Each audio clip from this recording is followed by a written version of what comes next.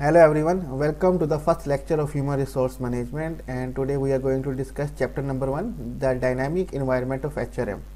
हम HRM के environment के बारे में बात करेंगे जो डायनामिक है, जो चेंज होता है, ग्रोथ होता है, उसकी डेवलपमेंट होती है वक्त के साथ साथ। इस चैप्टर के अंदर HRM के बारे में कम बात की जाएगी, उसके फंक्शंस के बारे में कम बात की जाएगी, लेकिन HRM के इर्द गिर्द जो इन्वायरमेंट है जो कीप चेंज होता रहता है, डेवलप होता रहता है, उसके बारे में ज़्यादा डिस्कस किया जाएगा।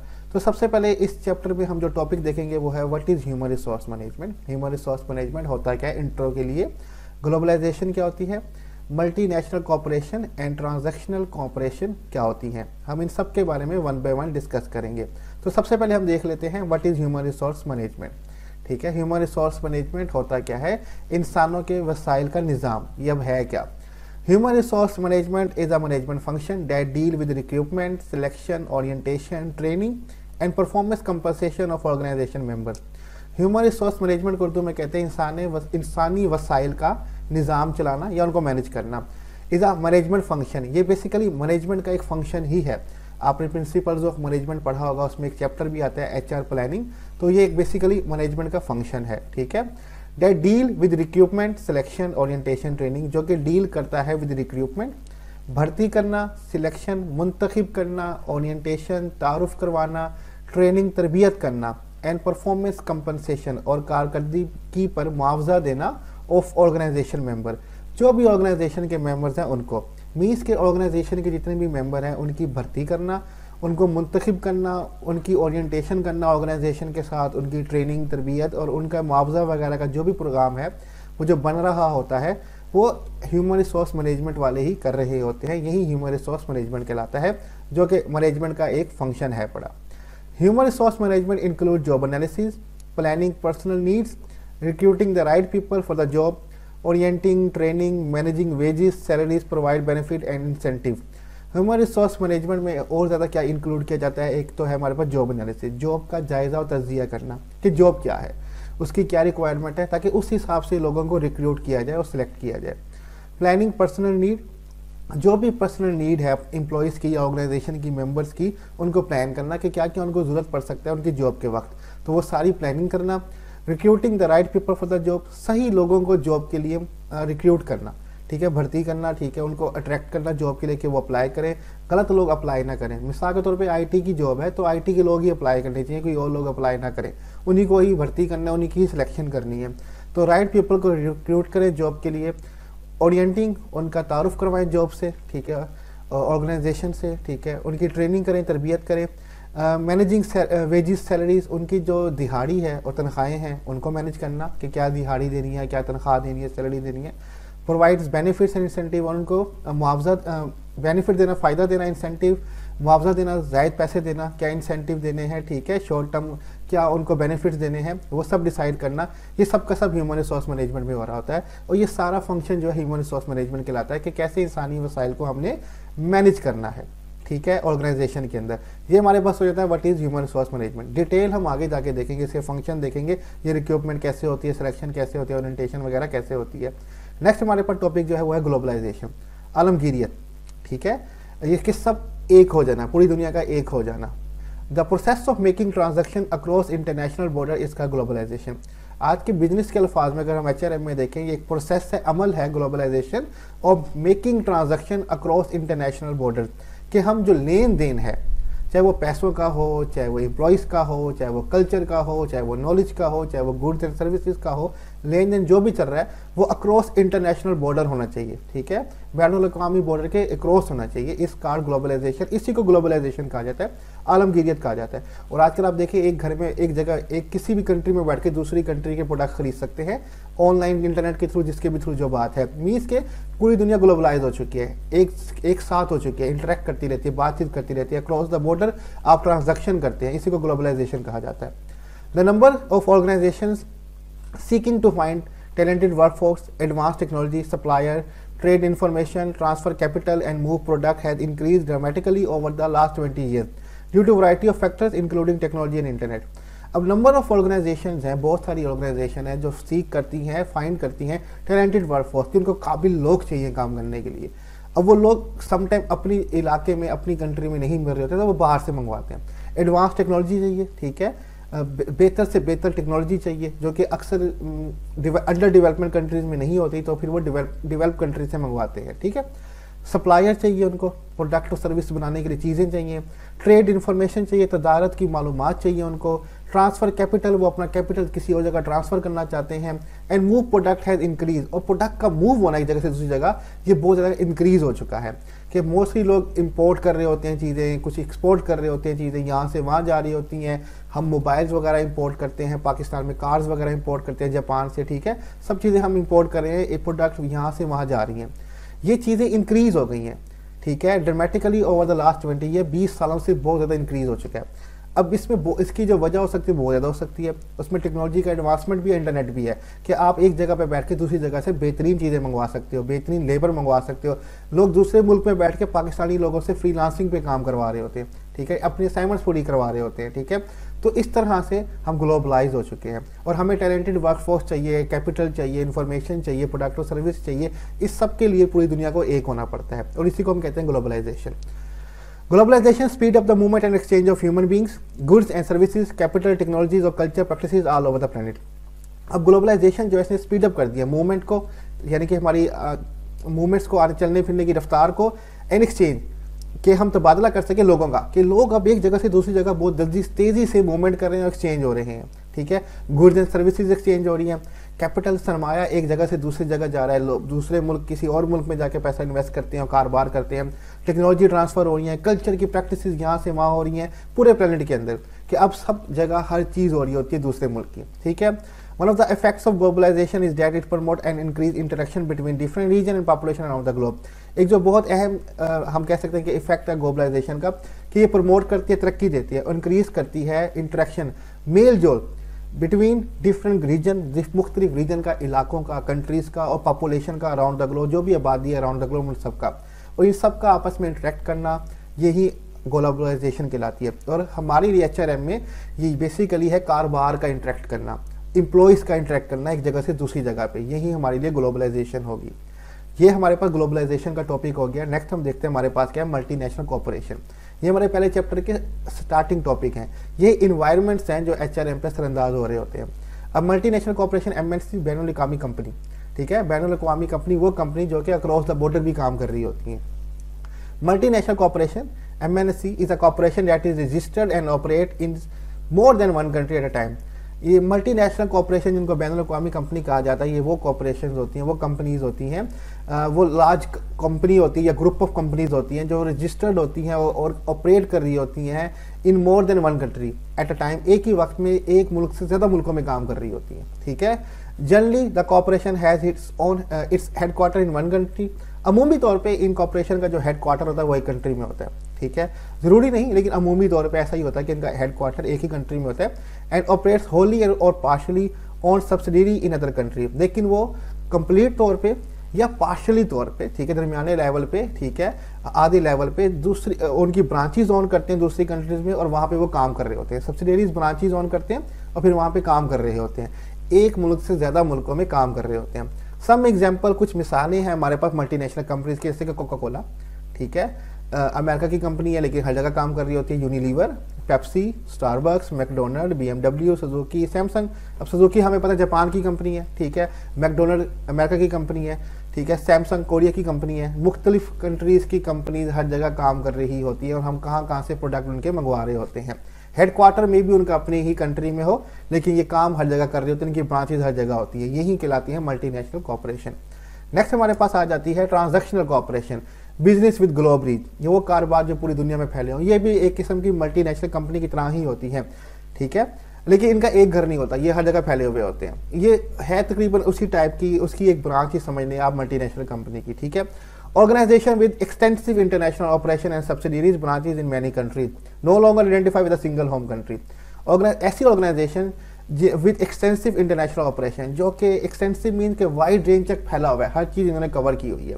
इंटरनेशनल ऑपरेशन चलते हैं इनके वाइड रेंज में और इनकी जो ब्रांचेज हैं, सब्सिडीरीज हैं, बहुत सारी कंट्रीज़ में होती हैं।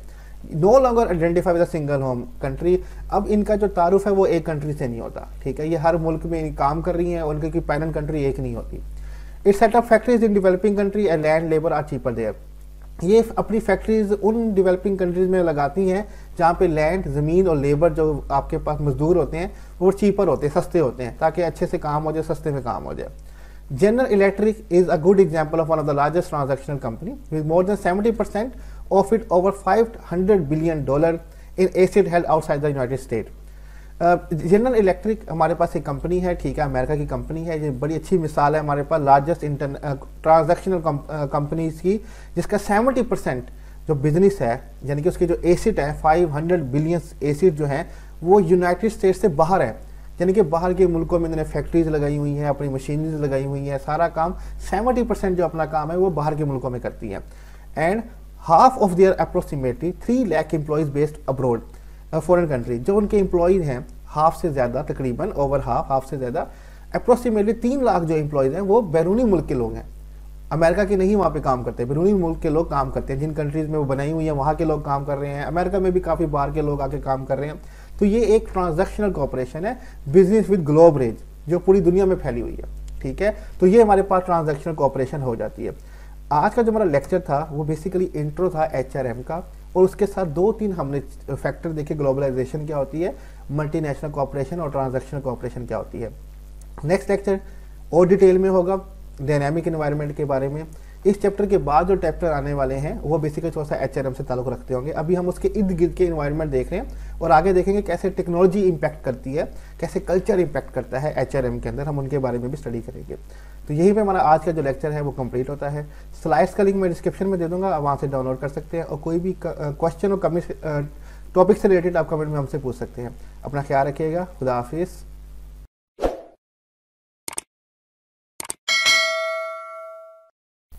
Hello everyone, welcome to another lecture of Human Resource Management and today our topic is Understanding Cultural Environments, और हम उसके साथ देखेंगे technology and human resource.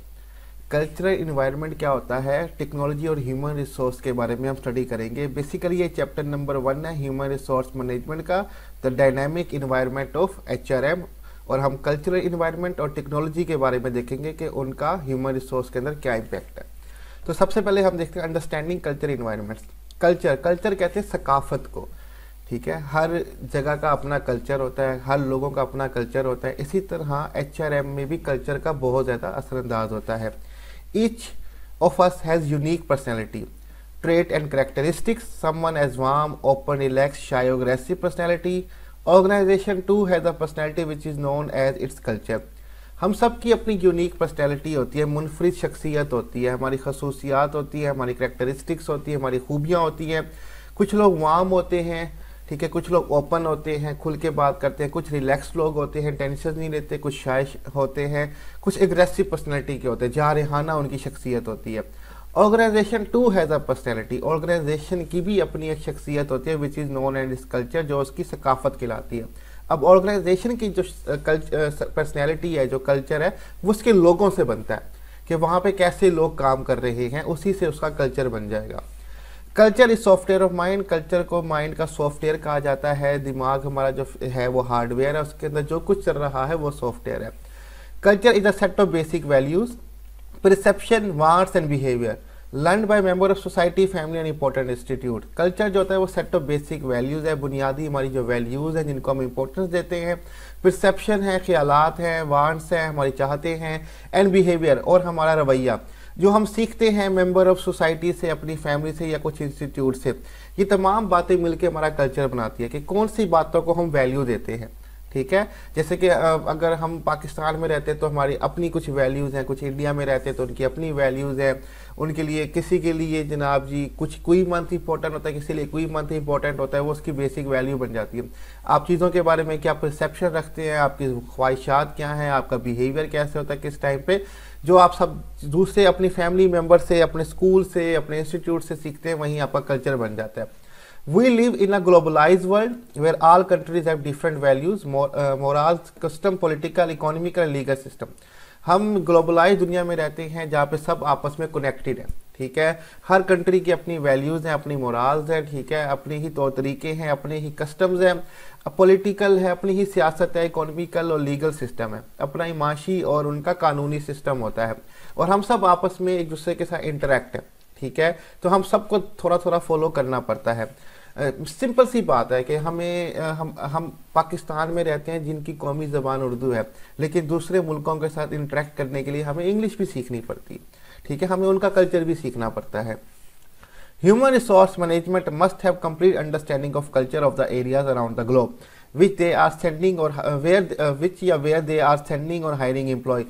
Human resource management को कंप्लीट अंडरस्टैंडिंग होनी चाहिए कल्चर के अंदर, ठीक है, अराउंड द ग्लोब, पूरी दुनिया में क्या कल्चर सकाफत है, जहाँ पे वो अपने एम्प्लॉयज़ भेज रहे हैं या जहाँ से वो हायर कर रहे हैं। हमने लास्ट लेक्चर में भी डिस्कस किया था, आप मल्टीनेशनल कंपनीज होती हैं जहाँ पे मुख्तलिफ मुल्कों में वो काम कर रही होती हैं, तो हर मुल्क में जाके उनको वहाँ का कल्चर सीखना पड़ता है, ठीक है, उस कल्चर के मुताबिक ही वहाँ पे काम करना पड़ता है, प्रोडक्ट और सर्विसेज बनानी पड़ती है, उस हिसाब से ही आगे चलना पड़ता है। वहाँ के लोगों को हायर करना होता है, उनके मामलात जानने होते हैं, उनका कल्चर जानना होता है। तो HRM को कंप्लीट अंडरस्टैंडिंग होनी चाहिए कल्चर की, जहाँ पे वो अपने एम्प्लॉय भेज रहे हैं या जहाँ से वो एम्प्लॉयज़ को हायर कर रहे हैं, तब भी जाके सही काम होगा, अदरवाइज सही काम कभी भी नहीं हो पाएगा।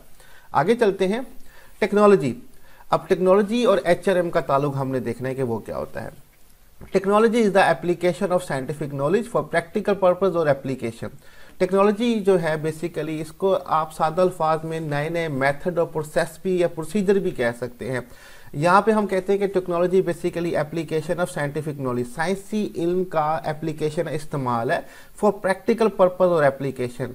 जो प्रैक्टिकल मकासद है या हमारे इस्तेमाल हैं उसके लिए जो साइंटिफिक नॉलेज, साइंसी इल्म का इस्तेमाल होगा वही टेक्नोलॉजी कहलाएगी। कि एक्सपेरिमेंटल या प्रैक्टिकल जो काम करना है उसके लिए साइंसी इल्म का जो यूज़ होगा वही टेक्नोलॉजी कहलाएगी। Technology uses scientific principles and process and applies them to change the environment in which we live. Technology use करती है साइंटिफिक प्रिंसिपल, साइंसी जो असूल होते हैं और प्रोसेस अमल होते हैं, and applies them to change environment in which human live, और इसको अप्लाई किया जाता है हमारे इन्वायरमेंट के अंदर ताकि हम चेंज ले पाएँ इंसानों के इन्वायरमेंट में और उनकी ज़िंदगी को आसान बनाएं। देखिए नए नए साइंसी तजुर्बात होते हैं, नई नई टेक्नोलॉजी आती है, ठीक है, 3G से 4G पे गए, स्पीड तेज़ हो गई, ये हमारी ज़िंदगी को आसान बनाने के लिए इस तरह टेक्नोलॉजी का इस्तेमाल किया जाता है, ठीक है। तो टेक्नोलॉजी बेसिकली प्रोसेस होते हैं जो कि ह्यूमन लाइफ को इजी करते हैं। Technology has a positive effect on internal operation of organization, but it also has changed the way human resource manager work.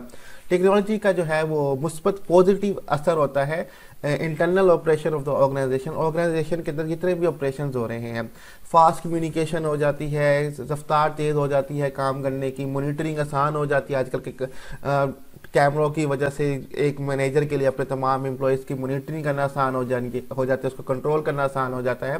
But it also has change the way human resource manager work. लेकिन technology ने ये भी change कर दिया कि human resource जो manager पहले काम करते थे अब उनका काम करने का तरीका भी डिफरेंट हो गया है। अब डॉक्यूमेंटेशन कंप्यूटर पे होती है ना कि रजिस्टर पे होती है टेक्नोलॉजी की वजह से। Information can quickly and easily be communicated via company website and internet network within organisation, email and messaging. वही बात, अब जो इन्फॉर्मेशन है, मालूमात है, वो जल्दी और आसानी से कम्युनिकेट हो जाती है सब लोगों को, कंपनी की वेबसाइट के थ्रू या इंटरनेट नेटवर्क जो ऑर्गेनाइजेशन में तमाम कंप्यूटर आपस में कनेक्ट होते हैं उनके थ्रू, ईमेल के थ्रू या मैसेजिंग के थ्रू चीज़ें आराम से पहुंच जाती हैं। अब आप देखेंगे मैं खुद यूनिवर्सिटी में पढ़ाता हूं तो वहाँ की कोई भी मुझे इन्फॉर्मेशन चाहिए होती है व्हाट्सएप ग्रुप में आ जाती है। एक किस्म का बर्डन भी है लेकिन इन्फॉर्मेशन क्विकली और ईजिली आ जाती है आपको। Human resource information system HRIS allow HRM professional to better facilitate human resource plan, make decision faster, clear defined job, evaluate performance and provide effective benefit to employee। Human resource information system जो है, आजकल human resource के बहुत सारे software आते हैं जिनमें employees का डाटा, उनकी परफॉर्मेंस, उनकी सैलरी, हर चीज़ जो होती है वो मैनेज हो रही होती है। इसी तरह ह्यूमन रिसोर्स इंफॉर्मेशन सिस्टम जो है ये अलाउ करता है HRM को कि वो professionally to better facilitate human resource plan. पेशा वराना तौर पे HRM प्रोफेशनल जो हैं वो बेहतर तौर से फैसिलिटेट कर सके इंसानी वसाइल की मनसूबाबंदी को, मेक डिसीजन फास्टर, जल्दी से फास्ट फैसले कर सके, जो भी फैसला करना है वो तेज़ी से हो सके, क्लियर डिफाइन जॉब, जो भी जॉब है अपने एम्प्लॉयज़ को उसको अच्छे तरीके से डिफाइन कर सके, इवेल्युएट परफॉर्मेंस, लोगों की कारकर्दगी को जायज़ा करे, प्रोवाइड करे बेहतर और मौसर बेनिफिट अपने एम्प्लॉयज़ को। ये HRM इंफॉर्मेशन सिस्टम का मकसद है कि हम क्लियर जॉब डिफाइन करें, सही तरीके से इंसेंटिव या बेनिफिट्स दें, परफॉर्मेंस को सही तरीके से एवेल्युएट किया जाए, फास्टर डिसीजन की जाए कि राइट पीपल को राइट जॉब के लिए हायर किया जाए। ये सब कुछ टेक्नोलॉजी की वजह से आज के दौर में बहुत ज़्यादा ह्यूमन रिसोर्स के लिए आसान हो रहा है। आगे चलते हैं, technology and HR, how technology effect human resource management practices. Technology और ह्यूमन रिसोर्स का क्या ताल्लुक है और कैसे टेक्नोलॉजी जो है वो असरअंदाज होती है ह्यूमन रिसोर्स मैनेजमेंट की प्रैक्टिसेस पे, हम उसके बारे में देख लेते हैं। सबसे पहले हमारे पास आ जाता है स्टाफिंग, दफ्तरी अमला। ठीक है, इसमें स्टाफिंग का बेसिकली मतलब होता है लोगों को जॉब के लिए रिक्रूट करना और सिलेक्ट करना। ठीक है, तो इसमें टेक्नोलॉजी का क्या असर है हम वो भी देख लेते हैं। Staffing is an operation of recruiting and selecting the employees by evaluating their skills, knowledge and then offering them specific job accordingly. Let's see how technology affect this practice. Staffing basically HRM का ही एक operation है जिसमें हम recruit करते हैं, attract करते हैं pool of candidate को कि वो अप्लाई करें और फिर उनको सिलेक्ट करते हैं by evaluating their skills knowledge, और फिर हम सेलेक्ट करने के लिए हम इवैल्यूएट करते हैं, तज्जिया और जायजा करते हैं उनके स्किल्स का, महारतों का, उनके नॉलेज का, इल्म का, उनके सर्टिफिकेट्स वगैरह जो भी होते हैं, और फिर हम उनको ऑफर करते हैं स्पेसिफिक जॉब उनके हिसाब के मुताबिक। देखते हैं कि क्या टेक्नोलॉजी का इफेक्ट है इन प्रैक्टिसेस के ऊपर। अब इसमें रिक्रूटिंग और सिलेक्टिंग है, दोनों को देख लेते हैं। रिक्रूटिंग कहते हैं भर्ती करना, उर्दू में अगर आप मीनिंग देखेंगे तो उसका मतलब होता है भर्ती करना। कॉन्टैक्टिंग या attracting a pool of applicants is most critical aspect of recruiting. Contact करना पूल ऑफ एप्लीकेंट्स को कि वो जॉब के लिए, ये बड़ा इंपॉर्टेंट एक हमारे पास फंक्शन होता है HRM का, कि आप ऐसी ऐड दें या इस तरह से ऐड दें और उसमें पूरी डिटेल होनी चाहिए कि सिर्फ काबिल लोग ही आपकी नौकरी के लिए अप्लाई करें। हम सब ऑर्गेनाइजेशन यही चाहती हैं और इसी को रिक्रूटिंग कहा जाता है। Word of mouth, newspaper ad and college visits are often replace together by job posting on internet. पहले लोगों को जॉब्स के बारे में तला देने के लिए कि वो अप्लाई करें, वर्ड ऑफ माउथ, लोगों को कहा जाता था कि आप हमारी न्यूज़ आके फैला दें। न्यूज़पेपर ऐड चलाई जाती थी, कॉलेज विजिट किया जाता था। अब ये तमाम चीज़ें जो हैं एक साथ ही रिप्लेस्ड हो गई हैं। अब जॉब्स को पोस्ट कर दिया जाता है इंटरनेट के ऊपर ही। ठीक है, उनके ऊपर ही हम लोग पोस्ट कर देते हैं जॉब्स को और फिर वहीं से लोग जॉब देखते हैं, उस पर अप्लाई करना शुरू कर देते हैं। Posting job on company website or on another such websites such as careerbuilder.com, rosie.com help manager to reach larger pool of applicant। यहाँ पे rosie.com बेसिकली है पोस्टिंग जॉब और कंपनी वेबसाइट, कंपनी की अपनी वेबसाइट पे लोग जॉब्स को post करते हैं, और बहुत सारी अदर सर्च वेबसाइट है जैसे कि कैरियर बिल्डर है, rosie.com है, यहाँ पे लोग कंपनीज अपनी जॉब्स पोस्ट कर देते हैं, इन्हीं के थ्रू लोग अप्लाई कर रहे होते हैं नौकरी के लिए। तो रिक्रूटिंग में इंटरनेट का होना बहुत आसान हो गया है लोगों को जॉब्स के बारे में मालूमात पहुंचाने के लिए। तो ये तो एक इम्पैक्ट हो गया टेक्नोलॉजी का रिक्रूटिंग के ऊपर। नेक्स्ट हमारे पास एम्प्लॉय की सिलेक्शन पे टेक्नोलॉजी क्या असरअंदाज करती है वो भी हम देख लेते हैं। Hiring good people is really challenging in technology based organisation. ऐसी ऑर्गेनाइजेशन, ऐसी कंपनी जो टेक्नोलॉजी बेस होती हैं, जैसे कि आजकल हर कंपनी टेक्नोलॉजी बेस या कंप्यूटर, इंटरनेट हर जगह इस्तेमाल होता है, लेकिन जो खसूसी टेक्नोलॉजी बेस्ड ऑर्गेनाइजेशन होती हैं वहाँ पे अच्छे लोग हायर करना, भर्ती करना बड़ा चैलेंजिंग, बड़ा मुश्किल होता है। Because they require special technical skills, क्योंकि बहुत स्पेशल टेक्निकल स्किल्स इसके लिए हमें चाहिए होती हैं। Employee must be smart and able to survive in demanding culture of today dynamic organisation. Employee को स्मार्ट, समझदार, अंडरस्टैंडिंग, रिलैक्स होना चाहिए और उसमें इतनी काबिलियत होनी चाहिए कि जो डिमांडिंग कल्चर है टुडे डायनामिक ऑर्गेनाइजेशन का, ऐसी ऑर्गेनाइजेशन जो आए दिन इंप्रूव हो रही है, डेवलप हो रही है, चेंज हो रही है, उस तरह की सकाफत, उस तरह के कल्चर में वो सर्वाइव कर सके। इतना स्मार्ट और इतना इंटेलिजेंट और इतना उसमें पेशेंस होना चाहिए। Many internet tool, US search, Truth Finder make background search of applicant quick and easy। अब जब भी हम किसी की भर्ती सिलेक्शन कर रहे होते हैं तो इंटरव्यूज वगैरह होते हैं, उसमें उसका बैकग्राउंड इन्वेस्टिगेट किया जाता है। तो जब बैकग्राउंड इन्वेस्टिगेशन की जाती है तो उसके लिए कुछ वेबसाइट है अमेरिका के अंदर, जैसे US सर्च है, ट्रूथ फाइंडर है। ये बड़ा हेल्पफुल साबित होता है कि आप अपने एप्लीकेंट के बारे में बैकग्राउंड सर्च कर लें कि उसकी बैकग्राउंड पोजीशन क्या थी। ठीक है, उसमें कोई क्रिमिनल रिकॉर्ड तो नहीं है, कुछ इशू तो नहीं है उसके डॉक्यूमेंट्स के अंदर। ये तमाम चीज़ें ईजिली हम आइडेंटिफाई कर सकते हैं US सर्च और ट्रूथ फाइंडर के through. HRM selection tool, telephone, online interviews, background checks, skill assessment, etc. help to rule out people who aren't team player and can't fit with the company culture। अब HRM के जो selection tool हैं, चाहे वो telephone interview हो, चाहे वो online interview हो, बैकग्राउंड चेक हो, स्किल की असेसमेंट हो, ये तमाम हमारे लिए आसान कर देते हैं कि हम उन लोगों को जॉब से निकाल दें जो कि हमारे लिए टीम प्लेयर नहीं है और जो हमारी कंपनी के कल्चर में फिट नहीं हो सकते। तो इंटरव्यूज़ के थ्रू हमें ये चीज़ें भी पता आराम से चल जाती हैं और ये टेक्नोलॉजी का इम्पैक्ट ही है कि हमें लोगों के बैकग्राउंड के बारे में भी पता चल जाता है। तो स्टाफिंग के अंदर यानी कि रिक्रूटमेंट और सिलेक्शन के अंदर टेक्नोलॉजी का क्या असर है वो हमने देख लिया है।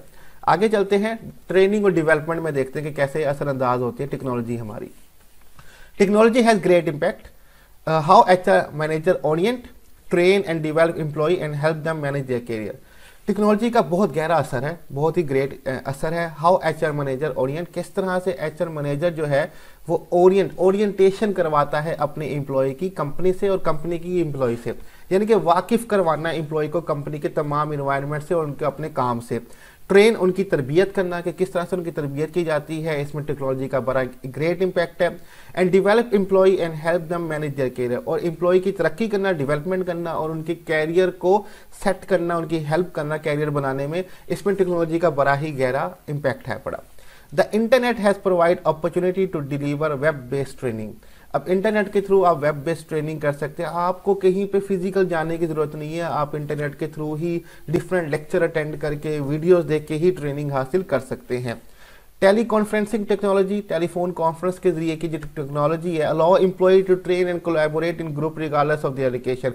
आप चाहे कहीं भी हो, टेली कॉन्फ्रेंसिंग के through online face to face बात करके, एक दूसरे की एक्टिविटीज़ को देख के आप चाहे किसी लोकेशन पे भी हो, आप ट्रेन कर सकते हैं, अपनी आप की तरबियत कर सकते हैं और दूसरों के साथ कोलैबोरेशन ताउन भी कर सकते हैं।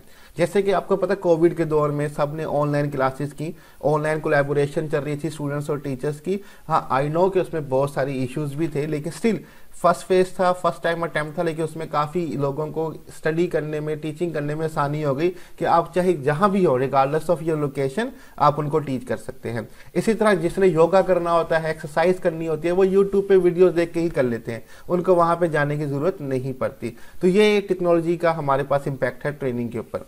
Online training and teleconferencing allow HR department to deliver course effective training that help the stretch HR budget.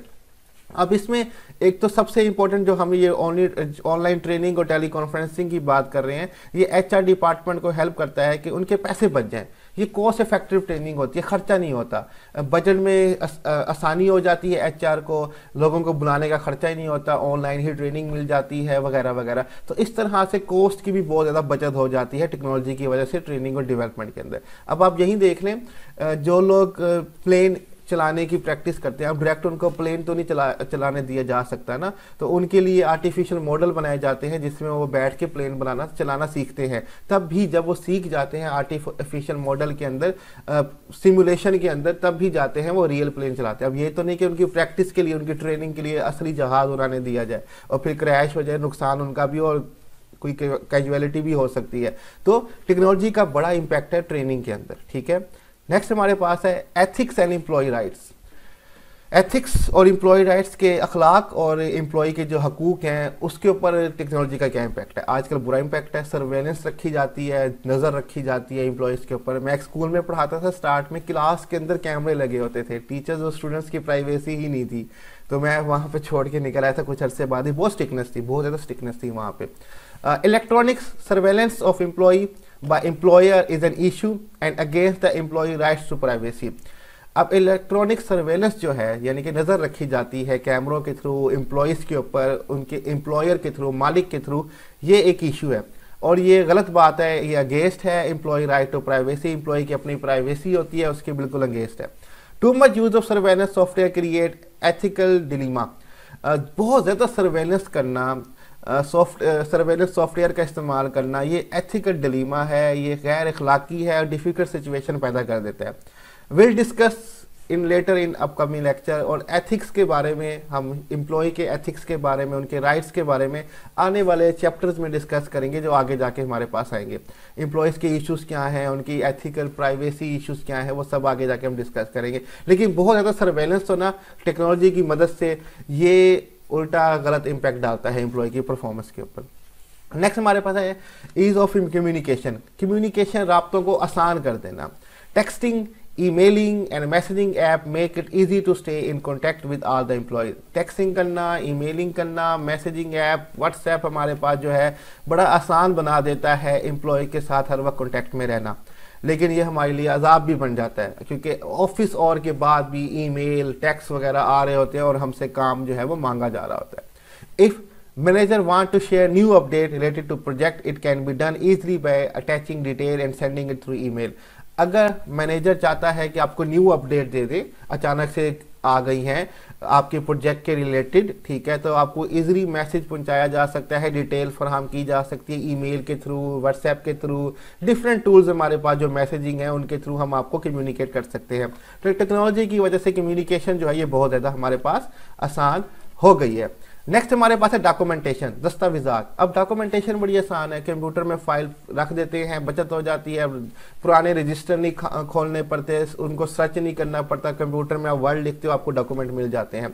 Unlike before, where HR used to have file on each employee, which is then kept in storage place where all the files are kept, today everything is stored in the software where the information can be accessed in single click on your computer. जैसे कि पहले HR use करते थे file हर employ के बारे में, और फिर उसको स्टोर में रखा जाता था, छुपा के रखा जाता था, फिर ढूंढने में परेशानी होती थी. अब बिल्कुल ऐसा नहीं होता. तमाम इन्फॉर्मेशन जो है वो एक सॉफ्टवेयर के अंदर, डिटेल के अंदर रख दी जाती है हमारे कंप्यूटर के हार्ड डिस्क के अंदर, और एक क्लिक पे हमें वो तमाम इन्फॉर्मेशन जो है इजीली मिल जाती है. तो अब डॉक्यूमेंटेशन जो है वो बहुत ज़्यादा आसान हो चुकी है, रजिस्टर का इस्तेमाल नहीं किया जाता. लेकिन हमारे यहाँ जो इंटरनेट का इशू है इसकी वजह से काफ़ी इश्यूज हमें क्रिएट हो जाते हैं, और समटाइम फिर वो दस्तावेजात पुराने फाइल सिस्टम में ठीक चल रहे होते हैं, ठीक है. हमारा इंटरनेट का डाउन होना, हमारी वेबसाइट का डाउन हो जाना, ये बहुत प्रॉब्लम क्रिएट करता है. हम अभी आईटी में इतने आगे नहीं निकले, हमारे यहाँ लोड शेडिंग बहुत हो जाती है, इंटरनेट बंद हो जाते हैं, जिसकी वजह से बाज़ औक़ात ये टेक्नोलॉजी का जो डॉक्यूमेंटेशन है हमारे लिए प्रॉब्लम भी क्रिएट कर देती है. जब तक ये ठीक नहीं होंगे हमारी डॉक्यूमेंटेशन जो है टेक्नोलॉजी के हिसाब से ठीक नहीं चल सकती. नॉलेज वर्कर्स इशू, ऐसे वर्कर जो बहुत ज़्यादा स्किलफुल हैं, आईटी बेस्ड हैं, इनके इश्यूज क्या होते हैं, टेक्नोलॉजी इन पे भी असरअंदाज होती है. Knowledge workers who job are design around acquisition and application of information such as physician, design thinker and engineer et cetera can be distracted by different website such as social और online bet sites, they are needed to be monitored.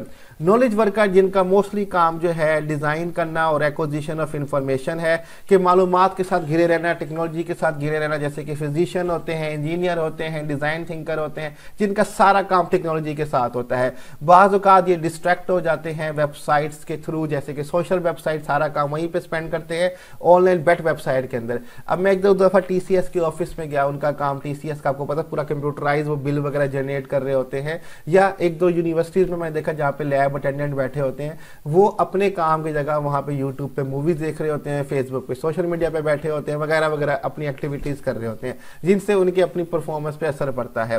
They are needed to be monitor, इनको monitor करना बड़ा ज़रूरी है कि अपने office hour के अंदर वो इस तरह की एक्टिविटीज़ में इन्वॉल्व ना हो, बेट वेबसाइट में ना जाएँ, सोशल वेबसाइट कम यूज़ करें ताकि अपने काम पर फोकस कर सकें वो.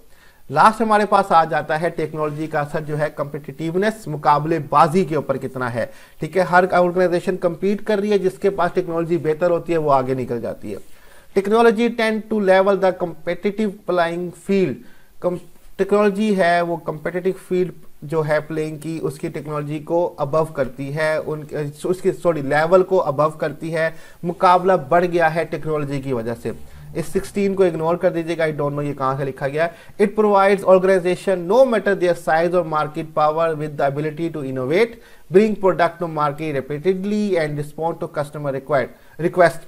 टेक्नोलॉजी जो है, चाहे ऑर्गेनाइजेशन का कोई भी साइज हो, छोटी है बड़ी है, चाहे उसके पास पावर है ज़्यादा पावर नहीं है, लेकिन टेक्नोलॉजी जो है वो उनको इस काबिल बना देती है कि वो मार्केट के अंदर नए से नए जिद्दत वाले इनोवेटिव प्रोडक्ट लेके हैं और जल्दी से लेके हैं, अपने कस्टमर को फ़ौरन उनकी रिक्वेस्ट जो है उसको रिस्पॉन्ड कर सके, जल्द से उनकी जो ख्वाहिशात हैं, नीड्स हैं, वांट्स उनको पूरा कर सकें. टेक्नोलॉजी हमें इस काबिल बना देती है.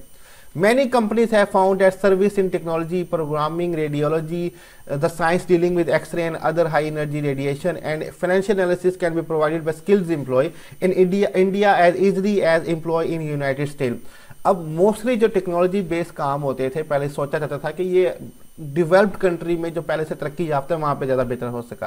अब जैसे कि many companies have found at service in technology, कि अब बहुत सारी कंपनियों ने ये देखा है कि जो टेक्नोलॉजी की सर्विसेज हैं या प्रोग्रामिंग का काम है या रेडियोलॉजी का काम है, यानी कि एक्सरे वगैरह का या हाई एनर्जी रेडिएशन का काम है वो, या फाइनेंशियल एनालिसिस, ठीक है, मालियाती तज्जिया करना है, आपको स्किल्डफुल एम्प्लॉय इंडिया में भी अब मिल जाते हैं जैसे कि आपको अमेरिका में मिल जाते हैं। अब यानी कि इंडिया जो है इन तमाम फील्ड के अंदर कंपेटिटिव है अमेरिका के साथ। पाकिस्तान इससे बहुत पीछे है अभी टेक्नोलॉजी की बेस पे, लेकिन इंडिया में अब कंपटीशन बढ़ गया है। वहाँ पे इन तमाम फील्ड्स के अंदर service in technology, programming, radiology, financial analysis के स्किल्ड एम्प्लॉय आपको आराम से मिल जाते हैं, क्योंकि वो ये सब चीज़ें सीख चुके हैं। जो अमेरिका में चाहिए वो अब आपको इंडिया में भी अवेलेबल ईजिली हो जाता है। तो कंपटीशन बढ़ गया है कंट्रीज़ का आपस में भी। तो टेक्नोलॉजी का होना आपकी कंपिटिटिवनेस को इंक्रीज करता है। तो यहाँ पे हमारा टेक्नोलॉजी का जो इम्पैक्ट है एचआर के ऊपर वो कंप्लीट हो जाता है। हमने देखा कि कल्चर का क्या असर होता है, और मेन टॉपिक हमारा टेक्नोलॉजी था, उसका क्या इम्पैक्ट होता है एचआर की प्रैक्टिसेस के ऊपर, वो भी हमने देख लिया। लेक्चर थोड़ा सा डिटेल था, स्लाइड्स का लिंक मैं डिस्क्रिप्शन में दे दूंगा, वहाँ से डाउनलोड कर सकते हैं। और कोई भी क्वेश्चन टॉपिक से रिलेटेड हो आप कमेंट में हमसे पूछ सकते हैं। अपना ख्याल रखिएगा, खुदा हाफिज़।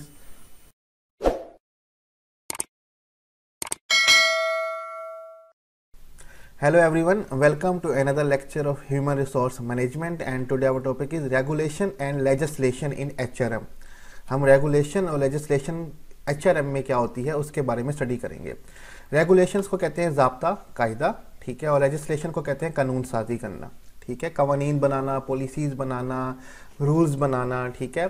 तो HRM में इनका क्या ताल्लुक है हम उसके बारे में स्टडी करेंगे। New laws and court decision change HR every day. नए कानून और जो कोर्ट की डिसीजन होती हैं वो चेंज करते हैं ह्यूमन रिसोर्स को एवरी डे, आए दिन एम्प्लॉयज़ के लिए, एम्प्लॉयर के लिए नए कानून बनते रहते हैं। Additionally, the Department of Labor DOL, National Labor Relation Board NLRB, and many other government agencies frequently enforce policies and law involving employees and employer। ये बेसिकली अमेरिका की एग्जांपल दी जा रही है कि अमेरिका में डिपार्टमेंट ऑफ लेबर है DOL, और national labour relations board है, एक बोर्ड बनाया गया है कौमी लेबर मज़दूरों के लिए, उनके ताल्लुकात के लिए। और बहुत सारी गवर्नमेंट की दूसरी एजेंसीज़ हैं, ठीक है, और इदारे हैं जो फ्रीक्वेंटली हर रेगुलरली इन्फोर्स करते हैं पॉलिसीज़ को एंड लॉ को, ठीक है, कानून को और नए ज़ाब्ता को, कायद को, ठीक है, इन्वॉल्विंग एम्प्लॉयज़ एंड एम्प्लॉयर। जितने भी एम्प्लॉयज़ के, ठीक है, आपके पास जो एम्प्लॉय काम कर रहे हैं या मालिक जो एम्प्लॉयर है उसके मतलब जो भी नए नए कवानीन है उनको इन्फोर्स करती है और कोशिश करती है कि हर ऑर्गेनाइजेशन जो है वो उसको फॉलो करे, जैसे कि डिपार्टमेंट ऑफ लेबर और नेशनल लेबर रिलेशंस बोर्ड वगैरह और जितनी भी गवर्नमेंट की एजेंसीज़ हैं। It isn't just on the national level. State and cities create and enforce law and regulation that may add additional protection for employee। ये just national level तक नहीं होता कि कौमी सतह तक नहीं होता कि जो फेडरल स्टेट है वही पूरे मुल्क के लिए कवानीन बना दे, वो तो बनाती ही है, लेकिन हर स्टेट जो हर आपके पास एक स्टेट होती है और एक सिटी शहर जो होते हैं वो भी अपने कानून अलग से बनाते हैं और कोशिश करते हैं कि इन्फोर्स करें लॉ को, ठीक है, कानून को, रेगुलेशन को, ज़ाब्ता को, और एडिशनल जितने भी प्रोटेक्शंस हैं एम्प्लॉयज़ के लिए, ठीक है, उनको जितने भी प्रोटेक्शन के कवानीन हैं एम्प्लॉयज़ के लिए उनको भी इम्प्लीमेंट करें, ठीक है। कोशिश यही हो रही होती है। बेसिकली यहाँ पे हम देखना चाह रहे हैं कि एम्प्लॉयज़ के लिए क्या कानून साजी की जा रही है और क्या ज़ाब्ता कायदे बनाए जा रहे हैं। कैलिफोर्निया की मिसाल दी गई है। California in particular has a significant number of law that extend employee rights beyond those provide by the federal government. अब कैलिफोर्निया की एग्जांपल दी गई है कि ख़ास तौर पर इनके जो सिग्निफिकेंट नंबर ऑफ लॉज हैं, इनके बहुत सारे अहम कानून साजी हैं जो एक्सटेंड करती हैं एम्प्लॉई के राइट्स को, जो कि एम्प्लॉई के हक को बढ़ाती है beyond those provided by federal government, जो कि फेडरल गवर्नमेंट ने प्रोवाइड किया उससे भी ज़्यादा हक देती है, क्योंकि अब ये अलग एक स्टेट है कैलिफोर्निया की और ये अपने एम्प्लॉयज़ को, ठीक है, अलग से फेडरल से भी ज़्यादा जो है वो राइट्स देती है और उनके लिए कानून साजी करती है। Some issue that have been addressed in the state including increasing minimum wages above the federal minimum. अब कुछ इशू जो रेस किए गए हैं कैलिफोर्निया स्टेट के थ्रू वो ये है कि इंक्रीज करनी है हमने मिनिमम वेज, कि कम से कम कितनी दिहाड़ी होनी चाहिए एक मजदूर की, जो फेडरल गवर्नमेंट ने तय की है उससे भी थोड़ी सी ज़्यादा ये तय करते हैं कि इससे ज़्यादा होनी चाहिए। ठीक है। प्रोटेक्टिंग एम्प्लॉयमेंट राइट, जो कि रोज़गार के राइट्स हैं उनको प्रोटेक्ट किया जाता है। Requiring employer to provide mandatory sick leave, restriction on requiring employee to travel in bad weather. अगर कोई भी सिक लीव्स हैं एम्प्लॉय को चाहिए तो एम्प्लॉयर को लाजमी देनी होगी, वो ज़रूर होगा। और ये भी राइट दिया जाता है कि एम्प्लॉयर जो है एम्प्लॉय को बुरे वेदर में दूसरी जगह पे ट्रैवल करने नहीं देगा। अगर एम्प्लॉय चाहता है कि वो इस वेदर में ट्रैवल ना करे तो ये इसका हक है, और जो स्टेट ऑफ कैलिफोर्निया ये हक उनको देती है और वो ये हक जता सकते हैं। इस तरह के रेगुलेशन और लेजिस्लेशन बनाए जाते हैं जो एम्प्लॉय के हक में हो और एम्प्लॉयर जो है उनका हक ना मार सके। आगे चलते हैं। लीगल कॉम्प्लाइंस, कानूनी तामील, कि अब कानून को हमने कॉम्प्लाइंस करना है, उसको इम्प्लीमेंट लाजमी करना है। ठीक है। Because legal rights and requirements are so important, legal compliance has become major responsibility for HRM। अब जो कानूनी हक हैं और ज़रूरियात हैं ये बहुत इंपॉर्टेंट है। ठीक है। अब कई मुल्कों में चाइल्ड लेबर तक मना होती है, तो वहाँ पे आप चाइल्ड से लेबर करवाएंगे, काम करवाएंगे, तो वो आपके लिए एक सज़ाकुन जो है वो रीज़न बन जाती है कि एम्प्लॉयर को उसकी सज़ा मिलती है। ठीक है, उसकी पनिशमेंट मिलती है। लेकिन हमारे यहाँ ऐसा नहीं होता, हमारे यहाँ कोई कानून साजी ख़ास नहीं होती। तो बाहर के मुल्कों में, अमेरिका में लीगल राइट्स और रिक्वायरमेंट बहुत इंपॉर्टेंट है, इसलिए लीगल कॉम्प्लाइंस, कानून की तामील जो है बड़ी ही इंपॉर्टेंट रिस्पॉन्सिबिलिटी बन जाती है HRM के लिए, ह्यूमन रिसोर्स मैनेजमेंट के लिए, कि जितने भी कानून एम्प्लॉयज़ और एम्प्लॉयर्स के लिए बनाए गए हैं उसकी इम्प्लीमेंटेशन लाजमी होनी चाहिए। उनकी सेफ्टी के मुतालिक, उनकी हेल्थ के मुतालिक, उनकी छुट्टियों के मुतालिक जो भी कानून है वो उनके होने चाहिए। Making sure that all legal and safety requirement involve in employment are met. ये श्योर करना HRM का काम है कि जो भी कानूनी और हिफाजती लीगल एंड सेफ्टी ज़रूरियात हैं वो इन्वॉल्व होती है एम्प्लॉयमेंट के अंदर, रोज़गार के अंदर, वो मुकम्मल होनी चाहिए, वो मेट होनी चाहिए। ठीक है। Professional organisation such as society of human resource management SHRM help HR professional keep informed on the latest legal issue. जितने भी प्रोफेशनल ऑर्गेनाइजेशंस होती हैं जैसे कि ह्यूमन रिसोर्स मैनेजमेंट है, वो HR प्रोफेशनल को हमेशा इन्फॉर्म करती है लेटेस्ट लीगल इश्यूज़ के बारे में। ठीक है, उनको बताती रहती है। तो यहीं पे हमारा आज का लेक्चर रेगुलेशन और लेजिस्लेशन जो है वो कंप्लीट होता है। स्लाइड्स का लिंक मैं डिस्क्रिप्शन में दे दूंगा, वहाँ से डाउनलोड कर सकते हैं। कोई भी क्वेश्चन आप कमेंट में हमसे पूछ सकते हैं। अपना ख्याल रखिएगा। अल्लाह हाफिज़।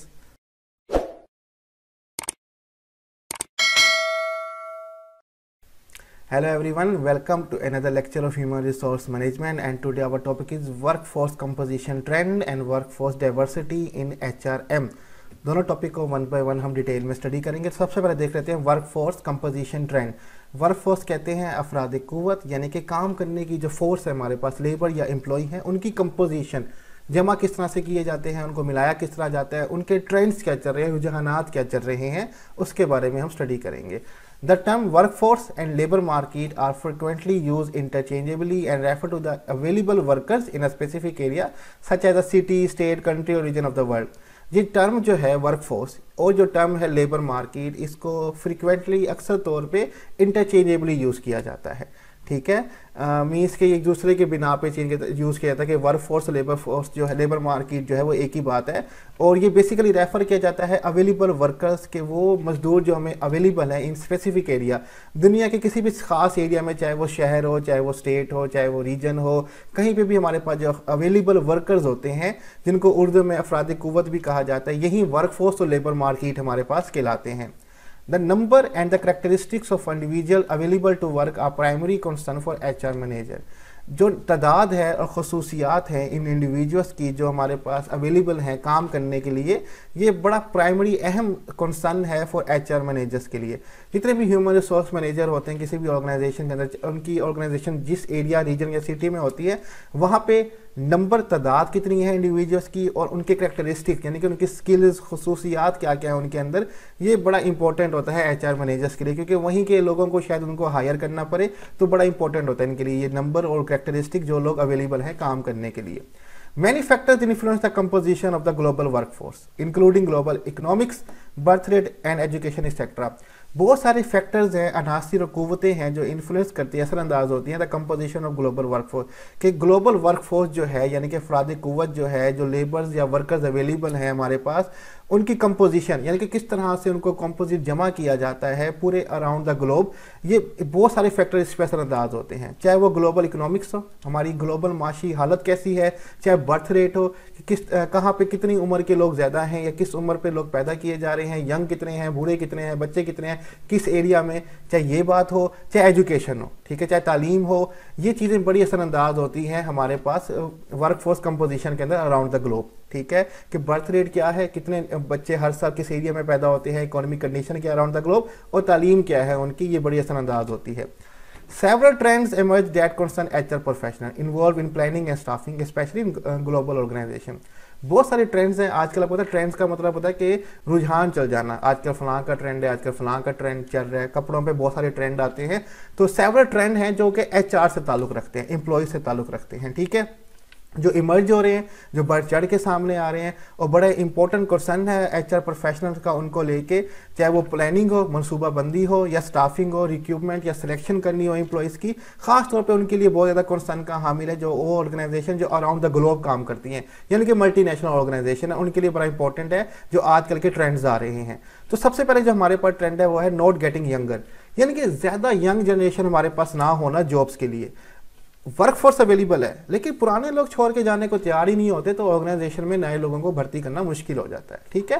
Bye 2050 the number of people in the workforce over 65 is expected to increase by 75% in developing countries.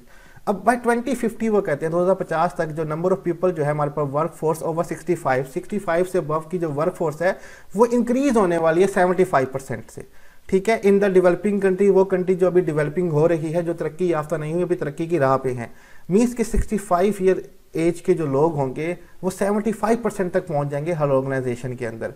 But the number of worker between ages of 25 and 54 will only grow 2%। अब जो नंबर ऑफ वर्कर्स हैं जिनकी as 25 से 54 होगी वो just 2% तक ही बढ़ेंगे।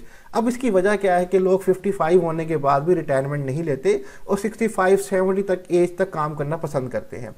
Individuals over the age of 55 are remaining in the workforce, with more than 80% of the baby boom generation individual born between 1946 and 1965, indicating that they expect to work past age 65.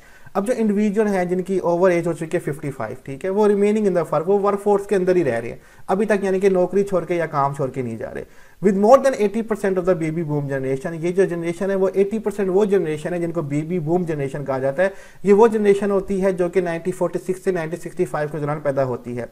तो ये लोग अभी 80% ऐसे लोग हैं जो काम छोड़ के नहीं जाने वाले, ठीक है, ये वो तादाद है। और 55 से अबव के हो चुके हैं और ये एक्सपेक्ट कर रहे हैं कि 65 से भी अबव की एज तक काम करेंगे।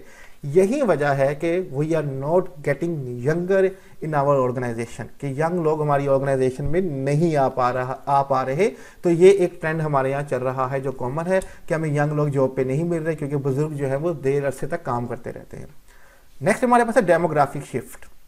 डेमोग्राफिक कहते हैं स्टडी ऑफ ह्यूमन पॉपुलेशन, कि इंसानी आबादी पे स्टडी की जाए, उनकी एजुकेशन पे, उनके जेंडर पे, ठीक है, उनकी आबादी पे, सब डिफरेंट फैक्टर्स पे। और हमारे यहाँ डेमोग्राफिक शिफ्ट आया है, पहले सिर्फ मेन काम करते थे, आज वुमेन भी बढ़ चढ़ के काम करती हैं, वगैरह वगैरह के ट्रेंड्स आ रहे हैं। तो अब नए ट्रेंड्स हैं तो अब उनको भी देख लेते हैं डेमोग्राफिक शिफ्ट हमारे यहाँ क्या आया है। In many countries now significant number of women are expected to come in the workforce. अब बहुत सारी कंट्रीज के अंदर सिग्निफिकेंट नंबर, बहुत ही अहम नंबर हैं, बहुत ही खास नंबर हैं वुमेन के जो कि आ रही हैं बढ़ चढ़ के वर्कफोर्स के अंदर, ठीक है, वर्कर्स जो अवेलेबल है जॉब के लिए। Hispanics and Asians have been the fastest growing ethnic group in the population and in the workforce over the last 3 decades. Hispanics यानी कि स्पेन के जो इलाके हैं और एशियन के जो इलाके हैं वो फास्ट ग्रोइंग एथनिक ग्रुप हैं हमारी पॉपुलेशन के वर्कफोर्स के अंदर, जो तेज़ी से बढ़ रहे हैं लास्ट 3 डिकेड्स के अंदर से। And US department of labour, US का जो डिपार्टमेंट ऑफ लेबर है उसने प्रिडिक्ट किया है ये ट्रेंड जो है कंटिन्यू रहेगा फॉर द नेक्स्ट डिकेड्स। इसकी डिटेल जो है हम आगे जाके स्टडी करेंगे। बस बात यही है कि डेमोग्राफिक शिफ्ट आ रहा है। हमारे यहाँ पहले मैन फोर्स ज़्यादा होती थी, अब वुमेन फोर्स भी बढ़ चढ़ के हिस्सा ले रही है और ख़ास तौर पे एशियन और स्पेनिश के जो इलाके हैं वहाँ पे ये बढ़ चढ़ के हो रहा है। और यूएस डिपार्टमेंट का यही कहना है कि ये जो ट्रेंड है ये कंटिन्यू रहेगा नेक्स्ट डिकेड के लिए भी। इसके बारे में डिटेल जो है हम आने वाले अगले चैप्टर में स्टडी करेंगे। नेक्स्ट हमारे पास आ जाता है, is there a shortage of labour, क्या हमारे पास लेबर की शॉर्टेज है या नहीं है। हाँ, ये कह सकते हैं कि स्किल्ड लेबर की शॉर्टेज है, ये बात मानने को लेबर अवेलेबल है, लेकिन स्किल्ड लेबर की शॉर्टेज आप कह सकते हैं कि हमारे पास है। Skilled employee are tough to be find and the shortage is world wide, people have education but not skill. Skilled जो एम्प्लॉयज़ हैं वो बड़ा मुश्किल है आज के दौर में ढूंढना, इनकी शॉर्टेज वर्ल्ड वाइड बहुत ज़्यादा हो चुकी है। पीपल, लोगों के पास तालीम तो है लेकिन महारत, स्किल नहीं होती, एबिलिटीज़ नहीं होती। New jobs being created increasingly demand highly skilled worker with math and science skill. जो नई जॉब बढ़ रही हैं, आ रही हैं, उनमें डिमांड जो है, ज़्यादातर तलब जो है एम्प्लॉयर की, मालिक की, वो हाईली स्किल्ड वर्कर है कि बहुत महारत वाला, स्किल्स वाला वर्कर हो, ख़ासतौर पर मैथ और साइंस के अंदर। Unfortunately, young workers worldwide are now choosing to prepare for skilled trade, creating a shortage in many areas.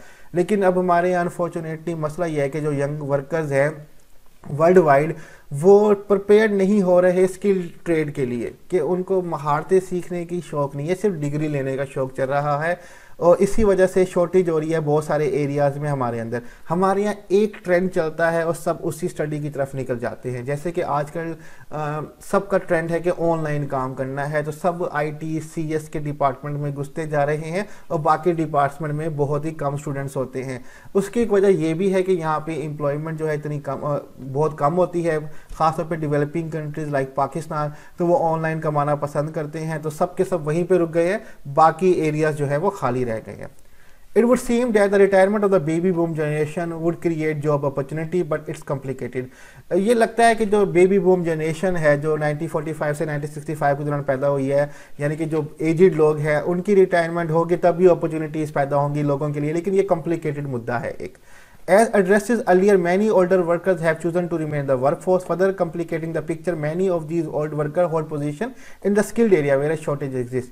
अब जैसे कि पहले बताया गया कि मैनी जो ओल्डर वर्कर्स हैं, बुजुर्ग वर्कर जो हैं, वो चूज़ करते हैं कि हमने वर्कफोर्स में रहना, हमें जल्दी रिटायरमेंट नहीं चाहिए, वो वहीं पे काम करना पसंद करते हैं, और ये चीज़ें और कॉम्प्लिकेटेड हो जाती हैं और मुश्किल हो जाती है हमारे लिए पिक्चर, जब ये ओल्डर वर्कर्स होते हैं उन पोजीशन पे होते हैं जहाँ पे हमें स्किल्ड लेबर की ज़रूरत होती है, यंग जनरेशन की ज़रूरत है, यंग स्किल्ड लेबर की ज़रूरत है, लेकिन ये लोग काम छोड़ के जाने को तैयार नहीं होते। डैट इज़ वाई हमारे पास शॉर्टेज ऑफ स्किल्ड लेबर हो जाती है। तो यही वर्कफोर्स कंपोजिशन के ट्रेंड हमारे पास चल रहे हैं, यंगर लोग हमें नहीं मिल रहे, डेमोग्राफिक शिफ्ट आ रहा है, और हमारे पास स्किल्ड लेबर की शॉर्टेज हो रही है। ये हमारे पास वर्कफोर्स कंपोजिशन के ट्रेंड है। नेक्स्ट हम ब्रीफली देख लेते हैं वर्कफोर्स डाइवर्सिटी एंड इंक्लूजन के। वर्कफोर्स वर्कर जो हमारे पास अवेलेबल है, उनमें डाइवर्सिटी, वैरायटी ऑफ लोग हमारे पास हैं, डिफरेंट कल्चर के, डिफरेंट जेंडर के, उनका इंक्लूजन के आपस में कैसी शमूलियत होती है, उसके बारे में थोड़ा सा स्टडी कर लेते हैं। Workforce diversity is bringing together variety of people to one work place. Workforce diversity का मतलब है कि वैरायटी ऑफ पीपल को, तरह तरह के लोगों को एक वर्क प्लेस पे ब्रिंग टुगेदर, एक साथ लेके आना। This work place would be composed of people with a wide range of experiences, background and characteristics such as age, gender, race, religion, ability and make the work place diverse. ये जो work place है would be composed of people, ये उन लोगों का मजमा होता है, जमा किया हुआ लोग होते हैं, जहाँ पे वाइड रेंज ऑफ एक्सपीरियंस होती है, तजुर्बेकार मुख्तलिफ होता है हर शख्स का, कोई यंग है, कोई ओल्ड है, बैकग्राउंड डिफरेंट है, कोई अमीर बैकग्राउंड से है, कोई गरीब बैकग्राउंड से है, कोई तालीम याफ्ता है, कोई कम तालीम वाला है, कोई फ़लाँ यूनिवर्सिटी से, फ़लाँ यूनिवर्सिटी से। खसूसियात उनकी अलग अलग हैं, जैसे कि रेस हो गई, नस्ल अलग है, जेंडर मेल फीमेल हो सकते हैं, रिलीजन अलग हो सकता है, एज मुख्तलिफ हो सकती है, उनकी एबिलिटीज़ वगैरह डिफरेंट हो सकती हैं, और वही ये तमाम चीज़ें मुख्तलिफ होना ही वर्क प्लेस को डाइवर्स बनाती हैं, डाइवर्सिटी बनाती हैं, कि मुख्तलिफ तरह के लोग एक ही जगह पे हमारे पास हैं पड़े।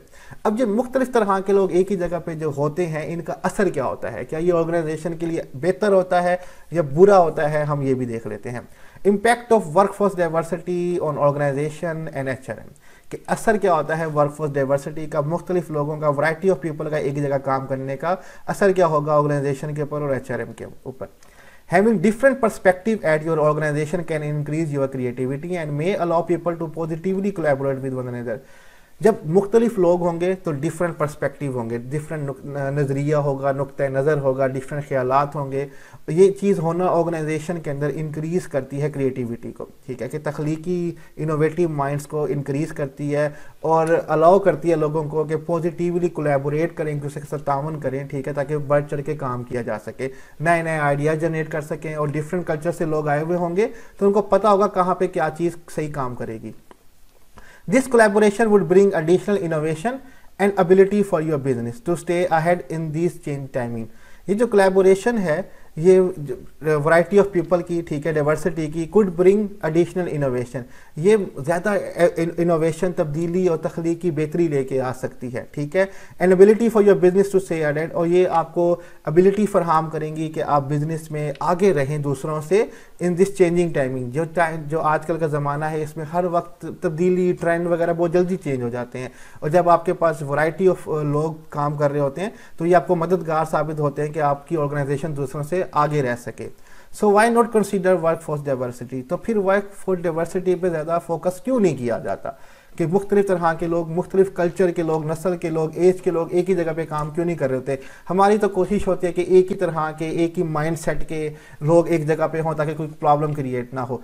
अब इसकी रीज़न क्या है हम वो अगले स्लाइड में देख लेते हैं। Impact of workforce diversity continue हो रहा है with many positive, there can be some disadvantage. बहुत सारी मुस्बत चीज़ें तो हमने देख ली डाइवर्सिटी की, लेकिन इसके कुछ डिसएडवांटेज भी होते हैं, नुकसानात भी होते हैं। It may be difficult to bring together employee at different culture and communication style. बाज़ औक़ात मुश्किल हो जाता है कि मुख्तलिफ कल्चर, सकाफ़त के और कम्युनिकेशन ज़बान के लोगों को एक ही जगह जमा किया जाए, कि कल्चर डिफरेंट होता है, सकाफ़त डिफरेंट होता है, कम्युनिकेशन स्टाइल डिफरेंट होता है, ज़बानें मुख्तलिफ होती हैं, तौर तरीका बात करने का डिफरेंट होता है, तो इनको इकट्ठे जमा करना बाज़ औक़ात मुश्किल हो जाता है। Your business may come across employees that are resistant to change or have negative feeling toward diversity। आपका बिजनेस जो है उसके जो एम्प्लॉयज़ हैं, आप सामना आपको करना पड़ सकता है कि जो आपके एम्प्लॉयज़ हैं वो रेजिस्ट करते हैं चेंज को, कि तब्दीली लेके ना, जैसा ठीक है काम चल रहा है बस वैसे चलने दें, और वो डाइवर्सिटी की तरफ नेगेटिव फीलिंग रखते हैं कि तब्दीली ना करें, वैरायटी ऑफ लोग लेके ना आए, जैसे हम लोग हैं बस वैसे ही लोग हमें चाहिए। तो आपके अपने एम्प्लॉयज़ इस चीज़ को नेगेटिव लेके जा सकते हैं। They may impact human resource management to manage the organisation. अब ये चीज़ें जो है बहुत ज़्यादा असरअंदाज होती हैं ह्यूमन रिसोर्स मैनेजमेंट के ऊपर कि वो किस तरह से मैनेज करें अपनी ऑर्गेनाइजेशन को। तो यहीं पे हमारा वर्क फोर्स कंपोजिशन ट्रेंड और work force diversity and inclusion का टॉपिक जो है वो कंप्लीट होता है। लेक्चर को कंप्लीट सुनिएगा तभी सारी अंडरस्टैंडिंग होगी आपको। स्लाइड्स का लिंक मैं डिस्क्रिप्शन में दे दूंगा, आप वहाँ से डाउनलोड कर सकते हैं, और कोई भी टॉपिक से रिलेटेड क्वेश्चन आप कमेंट में हमसे पूछ सकते हैं। अपना ख्याल रखिएगा, खुदा हाफिज़।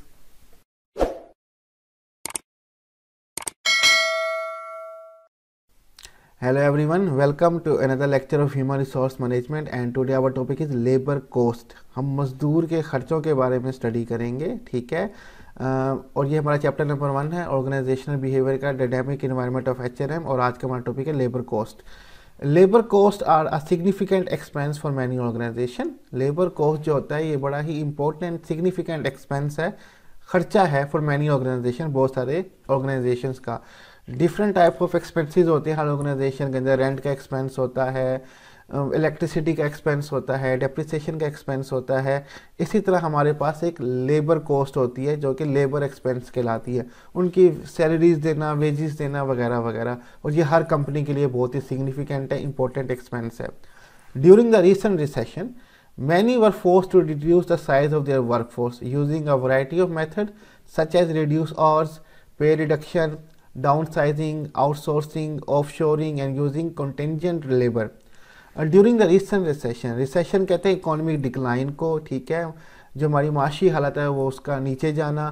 तो रिसेंट रिसेशन जो हुआ है दुनिया भर में, चाहे वो पाकिस्तान है, अमेरिका है, यूके है, जब इकोनॉमी डिक्लाइन आती है, many were forced to reduce the size of their workforce. बहुत सारी ऑर्गेनाइजेशन को अपनी वर्क फोर्स का जो साइज़ है, यानी कि उनके पास जो लेबर जो हैं, या आप कह लें कि एम्प्लॉई जो हैं, उनकी साइज़ को कम करना पड़ता है, यानी कि उनको अपने लेबर्स को निकालना पड़ता है।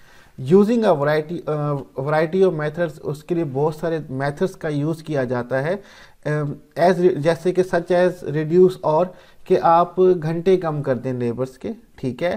पे रिडक्शन, उनकी अदायगी, उनकी सैलरीज जो हैं वो कम कर दें। डाउन साइजिंग, अपने कुछ लेबर्स को निकाल दें और जो थोड़े लेबर हैं उनसे ही सारा काम करवाएं। आउटसोर्सिंग, बाहर से लोगों को मंगवाएं काम करने के लिए जो सस्ते मिल जाएं। ऑफशोरिंग, सैले समुंदर पार जाके काम करना उन कंट्रीज में जहां पे आपको लेबर और रॉ मटेरियल सस्ता मिलता हो। एंड यूजिंग कंटिजेंट लेबर, और आप टेम्परेरी लेबर्स का इस्तेमाल करें, जैसे कि टीचर्स होते हैं, विजिटिंग लेक्चरर मुख्तलिफ जगहों पे जाके पढ़ाते हैं। ठीक है, इन तरीक़ों से हम लेबर कॉस्ट बचा सकते हैं और मोस्टली ऑर्गेनाइजेशन इन तरीक़ों का इस्तेमाल करती है, ठीक है, अपनी लेबर कॉस्ट को कम करने के लिए। During the recovery, many organizations have been reluctant, hesitant to regain their pre-recession employment level and have continued their use of contingent labor as a way to manage labor costs. During recovery, जब recession का period ख़त्म होता है और recovery की तरफ दोबारा आना शुरू होते हैं, हम अपनी कंपनी को बेहतरी की तरफ ले आ रहे होते हैं, बहुत सारी ऑर्गेनाइजेशन जो हैं वो फील करते हैं रिलक्टेंट, हेजिटेट फील करती हैं कि दोबारा से तमाम एम्प्लॉई को जो रिसेशन से पहले थे हमारे पास प्री रिसेशन एम्प्लॉयमेंट लेवल था उसको दोबारा बरकरार रखें, और वो कंटिन्यू करते हैं उन्हीं टेम्परेरी लेबर के साथ काम करना जिनको उन्होंने रिसेशन के दौर में रखा हुआ था कि यार चलो लेबर कॉस्ट तो बचती है, अब इसी को कंटिन्यू करते हैं, क्या दोबारा से लोगों को हायर करें और ज़्यादा खर्चा करें। तो जब रिकवरी हो रही होती है तो बहुत सारी ऑर्गेनाइजेशन लेबर कॉस्ट बचाने के चक्कर में नए एम्प्लॉयज़ को हायर करने से या पुराने को वापस रखने से हेजिटेट करते हैं अपनी लेबर कॉस्ट कम करने के चक्कर में। ठीक है, आगे चलते हैं। डाउन साइजिंग, अब हमने डिफरेंट मेथड देखे कि किस तरह से लेबर कॉस्ट को कम किया जा सकता है। तो सबसे पहले हमारे पास है डाउन साइजिंग। डाउन साइजिंग को उर्दू पे अगर आप सर्च करेंगे गूगल में तो आपके पास लिखा हुआ जाएगा साइज़ कम करना। हर ऑर्गेनाइजेशन अपने इदारे के अंदर एम्प्लॉयज़ के जो साइज़ है वो कम कर देता है और थोड़े लोगों से ज़्यादा काम करवाना शुरू कर देता है। जॉब्स कम होती हैं, एम्प्लॉयज़ को नौकरी की बहुत ज़रूरत होती है तो वो ज़्यादा काम करने को तैयार हो जाते हैं। An activity in an organization aimed at creating greater efficiency by eliminating certain jobs. The purpose of downsizing is to cut costs in the face of financial pressure or a downturn in the economy. ये एक activity है organisation के अंदर जिसका मकसद है कि हम क्रिएट करें ग्रेटर एफिशिएंसी, मौसर तरीके से और बेहतर तरीके से काम करें। यहाँ पे एफिशिएंसी का मतलब है कि कम पैसों में काम करें बाय एलिमिनेटिंग सर्टेन जॉब, कुछ मखसूस जॉब्स को ख़त्म कर दें कि उनका काम ही हम अपने पास ना रखें, जिससे लोगों को अनएम्प्लॉयमेंट का सामना करना पड़ता है। The purpose of downsizing is to cut cost. अब पर्पस वही है डाउन साइजिंग का कि कॉस्ट जो है, लेबर का खर्चा जो है इसको कम किया जाए in the face of financial pressure, जब मालियाती प्रेशर का सामना हो या इकोनॉमी का डाउन टर्न चल रहा हो, हमारा रिसेशन का वक्त चल रहा हो। It may also be a strategic move and restructuring require and organisation to close a division of facility. ये स्ट्रेटजी तब भी इस्तेमाल की जाती है जब ऑर्गेनाइजेशन का रिस्ट्रक्चर हो रहा हो, मीन्स के ऑर्गेनाइजेशन को दोबारा से ढांचा उसका बना रहे हो, स्ट्रेटजी दोबारा से बन रही हो, कुछ डिवीजन को बंद करना हो, कुछ फैसिलिटीज़ को बंद करना हो, तब भी डाउन साइजिंग की जो स्ट्रेटजी है ये अपनाई जाती है बहुत ज़्यादा। तो डाउन साइजिंग बेसिकली एम्प्लॉयज़ का साइज़ कम कर देना बाय एलिमिनेटिंग सर्टेन जॉब्स। ठीक है, तो ये हमारे पास डाउन साइजिंग हो जाता है, पहला तरीका कि हमने लेबर कॉस्ट कैसे कम करनी है। दूसरा है राइट साइजिंग, सही नाप, उर्दू में कहते हैं इसको सही नाप करना। Linking employees needs to organisation strategy, employee की ज़रूरियात जहाँ जहाँ हैं उसको ऑर्गेनाइजेशन स्ट्रेटजी के साथ लिंक कर देना। It may involve cutting staff in some area as they increase staff in other area. बाज़ औक़ात क्या होता है कि हमें कुछ एरियाज़ में स्टाफ ज़्यादा चाहिए होता है, तो जिस एरिया में स्टाफ कम चाहिए होता है हम वहाँ से निकाल के दूसरे एरियाज़ में स्टाफ हायर कर लेते हैं। इससे कंपनी की लेबर कॉस्ट जो है वो नहीं बढ़ती। इससे ये तो होता है कि नए लोगों को जॉब मिल जाती है, लेकिन पुराने लोगों को जॉब अपनी खोनी पड़ जाती हैं। बेसिकली वो सही नाप करके चल रहे होते हैं कि हमें अपनी लेबर कॉस्ट को इससे ज़्यादा नहीं बढ़ाना, किसी डिपार्टमेंट में हायर कर रहे हैं तो फिर किसी और डिपार्टमेंट से हम निकाल देंगे। इसी को कहते हैं राइट साइजिंग करना, कि ऑर्गेनाइजेशन की नीड भी पूरी हो जाए और स्ट्रेटजीज भी पूरी हो जाए, एम्प्लॉयज़ भी पूरे आ जाएँ और हम इसको लिंक करते हैं सही तरीके से, ना लेबर कॉस्ट बढ़े और ना एम्प्लॉयज़ की तादाद बढ़े। तो इस तरह हम राइट साइजिंग कर देते हैं, सही नाप करना, कि कहीं पे हायर करेंगे तो कहीं से निकाल देंगे। नेक्स्ट हमारे पास आ जाता है outsourcing. Outsourcing is a business practice of hiring a party outside a company to perform service or create goods. Outsourcing is a practice usually undertaken by the company as a cost-cutting measure. Outsourcing basically business practice है जिसमें higher करते हैं party outside the company, कि हम employees को higher करते हैं, वो एम्प्लॉय जो कि कंपनी से बाहर होते हैं, कंपनी के अंदर काम नहीं करते। टू परफॉर्म सर्विस और क्रिएट गुड, ताकि वो सर्विस आके दें और हमें प्रोडक्ट्स या गुड्स बना के हमें दे दें। Outsourcing is a practice usually undertaken by the company as a cost cutting measure. Outsourcing तब की जाती है जब कंपनी अपनी स्ट्रेटजी बनाती है कि हमें अपनी कॉस्ट को कट करना है। आउटसोर्सिंग में सब तब भी बुलाया जाता है जब काम हो रहा होता है, अदरवाइज एम्प्लॉयज़ को नहीं बुलाया जाता, तो उनको उन्हीं काम के पैसे दिए जाते हैं। अगर एक एम्प्लॉय आपके पास डेली के लिए काम करता है तो सम टाइम काम होता है, सम टाइम कंपनी के पास काम नहीं होता, लेकिन उसकी मंथली सैलरी हमें देनी ही होती है। तो आउटसोर्सिंग में ऐसा नहीं होता, जब आप बुलाएंगे वो काम करेगा, चला जाएगा, फिर बात ख़त्म। तो कुछ कंपनी आउटसोर्सिंग करके भी अपनी लेबर कॉस्ट को कम करती हैं। नेक्स्ट हमारे पास जो है वो है कंटिजेंट वर्कफोर्स। ठीक है, the part time temporary and contract worker use by organization to fill peak staffing need और perform work done by core employ. Contingent workforce जो होते हैं ये टेम्परेरी वर्कफोर्स होता है। आप इनको टेम्परेरी वर्कफोर्स भी कह सकते हैं, पार्ट टाइम वर्क जॉब भी कह सकते हैं, विजिटिंग वर्क जॉब को भी वर्कफोर्स भी कह सकते हैं। ये कॉन्ट्रैक्ट वर्कर्स होते हैं जो ऑर्गेनाइजेशन इस्तेमाल करती है to fill peak staffing need. जब बहुत ज़्यादा एम्प्लॉयज़ की ज़रूरत हो तब वो इनको हायर करती है ताकि वो अपना काम पूरा करें, जो कि कोर एम्प्लॉयज़ नहीं कर पा रहे हैं तो इनसे पूरा करवा लेते हैं। Many organizations have learned that they can save money and increase their flexibility by converting many jobs into temporary or part-time position। बहुत सारी ऑर्गेनाइजेशन जो है उन्होंने ये सीख लिया है कि हम कैसे पैसे बचा सकते हैं और इंक्रीज कर देते हैं अपनी फ्लेक्सिबिलिटी लचक को by converting many jobs into temporary, कि जो परमानेंट जॉब्स हैं उनको टेम्परेरी में कन्वर्ट कर देते हैं या पार्ट टाइम पोजीशंस बना देते हैं। इससे पैसे की बचत हो जाती है। परमानेंट जॉब की सैलरी ज़्यादा होती है, पार्ट टाइम जॉब वालों की सैलरीज इतनी ज़्यादा नहीं होती। Giving rise to what is commonly referred as a contingent workforce. इसी चीज़ को बढ़ावा दिया जा रहा होता है जिसको कंटिजेंट वर्कफोर्स कहा जाता है। टेम्परेरी और पार्ट टाइम हमारे पास वर्कफोर्स कहा जाता है। इसके थ्रू भी हम लेबर कॉस्ट को कम कर देते हैं। फाइनली हमारे पास है ऑफशोरिंग। ऑफशोरिंग कहते हैं साहिल समुद्र, ऑफशोर समुद्र से दूर जाके काम करना, साहिल से दूर उर्दू में मीनिंग हो जाता है। Offshoring is the process of moving business, process or work function to another country in order to save money and increase efficiency. Some or entire procedure may be moved to low-cost countries where labor is less expensive and more skilled. Offshoring basically एक process है, एक अमल है जिसमें हम move करते हैं business process को और वर्क फंक्शन को किसी दूसरी कंट्री के अंदर, दूसरे मुल्क के अंदर, in order to save money, ताकि हम पैसे बचा सकें और अपनी एफिशिएंसी यानी कि प्रोडक्शन को बढ़ा सकें कम से कम कीमतों पे। कुछ या सम या इंटायर, कुछ या मुकम्मल प्रोसीजर जो है वो मूव कर दिए जाते हैं ऐसी कंट्रीज़ के अंदर, यहाँ पे कंट्रीज़ के स्पेलिंग में मिस्टेक है, जहाँ पे लेबर कॉस्ट जो है वो बड़ी कम होती है और लेबर जो होती है बड़ी स्किल्ड होती है, कि कम वक्त में ज़्यादा काम करके दे दे, उसका खर्चा भी कम हो। ठीक है, हमारे यहाँ बहुत सारी कंपनीज़ हैं जो अमेरिका की कंपनीज़ होती हैं लेकिन दूसरे मुल्कों में जाके अपना प्रोडक्शन कर रही होती हैं। एग्जाम्पल देख लेते हैं। फॉर मोटर कंपनी की एग्जाम्पल है is an America automobile manufacturing company, Fords, basically यहाँ पे फोर्ड लिखना चाहे फोर्ड लिख दिया। फोर्ड मोटर कंपनी जो है बेसिकली अमेरिका की ऑटोमोबाइल मैन्युफैक्चरिंग कंपनी है। Due to high demand for its vehicle and increasing production cost in its domestic market, Ford offshored its manufacturing to China. अब high demand है vehicles की और production की जो कॉस्ट है वो भी इंक्रीज़ हो रही है डोमेस्टिक मार्केट के अंदर। मीन्स के जो फोर्ड कंपनी है, मोटर कंपनी, उसकी डिमांड व्हीकल की बहुत ज़्यादा है लेकिन अपने ही मुल्क में पैदा करने की कॉस्ट भी बहुत ज़्यादा है।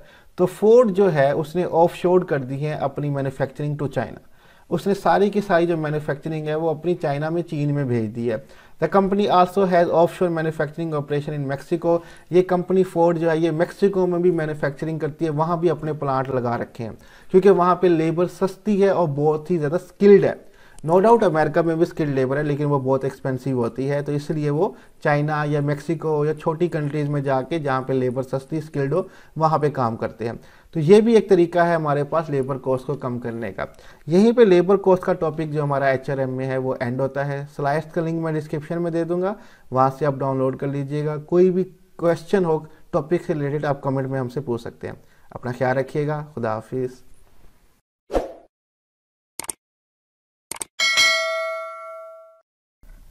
Hello everyone, welcome to another lecture of Human Resource Management and today our topic is Continuous Improvement Program। मुसलसल अपने अंदर बेहतरी लाने का जो प्रोग्राम है हम उसके बारे में स्टडी करेंगे HRM के अंदर। तो कंटिन्यूअस इंप्रूवमेंट प्रोग्राम को कंटिन्यू करते हैं। The quality revolution continue in both private and public sector. जो क्वालिटी रेवोल्यूशन है, मयार का इनकलाब जो है वो बरकरार रहता है कि हर वक्त इम्प्रूव होता रहे दोनों प्राइवेट और पब्लिक सेक्टर्स के अंदर, ऑर्गेनाइजेशंस के अंदर। Term which use for quality revolution is known as total quality management. जो टर्म यूज की जाती है क्वालिटी रेवोल्यूशन के लिए, मयारी इनकलाब के लिए, उसको कहा जाता है टोटल क्वालिटी मैनेजमेंट। ये एक अलग सब्जेक्ट है, कंप्लीट टोटल क्वालिटी मैनेजमेंट। कुछ यूनिवर्सिटीज में पढ़ाया जाता है, कुछ में नहीं पढ़ाया जाता, और मुकम्मल इसके ऊपर एक बुक है पढ़ी, इसमें डिफरेंट क्वालिटीज के कॉन्सेप्ट, प्रोसीजर, कंपनी को बेहतर बनाने के तरीके कार बताए गए हैं। तो उस पर पूरा एक बुक बनी हुई है, पूरा एक सब्जेक्ट है पढ़ा। तो यहाँ पे हम जस्ट इसको ब्रीफली देखेंगे TQM होता क्या है। Total quality management. TQM describe a management approach to the long-term success through customer satisfaction. In TQM, all members of the organization participate in improving process, product, service and culture in which they work. TQM total quality management जो है ये describe करता है एक management की approach को, management के नुक्ता नज़र को, टू लॉन्ग टर्म सक्सेस, के ज़्यादा लंबे अरसे तक आप कामयाब कैसे रह सकते हैं। वो है थ्रू कस्टमर सेटिस्फेक्शन, कि कस्टमर जो हो सेटिस्फाई हो। ठीक है, अब कस्टमर जब सेटिस्फाई होगा तो आपकी कंपनी को लॉन्ग टर्म सक्सेस मिल जाएगी। ठीक है, कि आपका प्रोडक्ट, आपकी सर्विसेज, आपके प्रोसीजर उनके मयार पे पूरा उतर रहे हैं। In total quality TQM management, all member of the organisation participate in improving process. अब TQM के अंदर क्या होता है कि जितने भी मेंबर होते हैं ऑर्गेनाइजेशन के, वो पार्टिसिपेट कर रहे होते हैं कि हम इंप्रूव करें प्रोसेस को। मीन्स के जो ऑर्गेनाइजेशन में तरीकेकार चल रहे हैं काम करने को, उन प्रोसेसेस को बेहतर किया जाए, एफिशिएंट किया जाए, कम वक्त पे बेहतर रिजल्ट्स आए। ठीक है, प्रोडक्ट और सर्विस की क्वालिटी को बेहतर किया जाए, जो प्रोडक्ट और सर्विसेज बनाए जा रहे हैं उनकी क्वालिटी बेहतर हो। And culture in which they work, वो सकाफत, वो कल्चर जिसमें वो काम कर रहे हैं ऑर्गेनाइजेशन के अंदर, उसको भी बेहतर किया जा सके। मीन्स के आपने हर चीज की क्वालिटी को बेहतर करना है। क्वालिटी बेसिकली मेयार होता है।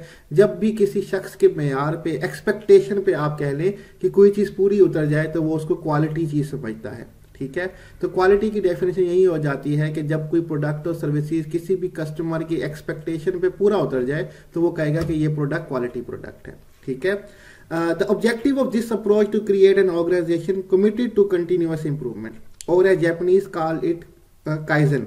काइजन मीन्स कंटिन्यूअस चेंज और कंटिन्यूअस इंप्रूवमेंट। अब जो मकसद है इस अप्रोच के नुक्ते नजर का, कि हम क्रिएट करें, ऑर्गेनाइजेशन को कमिटेड करें कि वो कंटिन्यूअस इंप्रूवमेंट करे, कि मुसलसल अपने अंदर बेहतरी लेके आए, क्योंकि there is always room for improvement. हर वक्त इंप्रूवमेंट की चांसेस होते हैं, जगह होती है।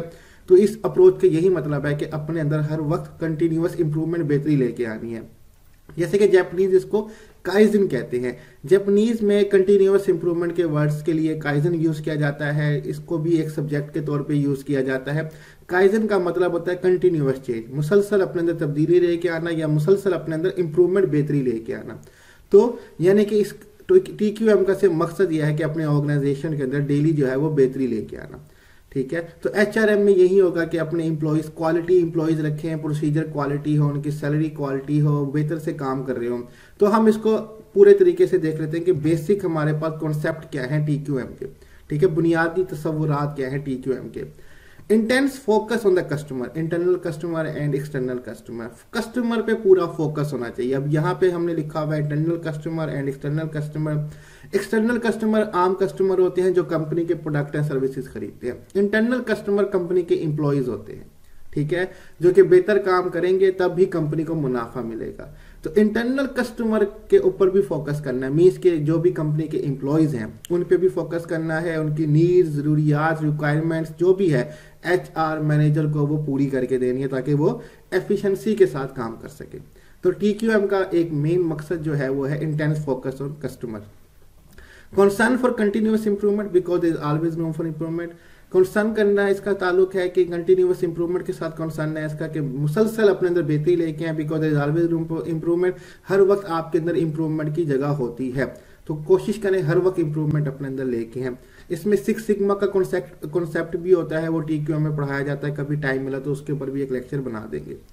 Improve in the quality of everything the organisation does. Organisation कुछ भी करती है, चाहे प्रोडक्ट बनाती है, सर्विस बनाती है, कोई काम करती है, कोई प्रोजेक्ट कर रही है, जो भी कर रही है, उस तमाम चीज़ों की क्वालिटी के अंदर इम्प्रूव लेके आना चाहिए।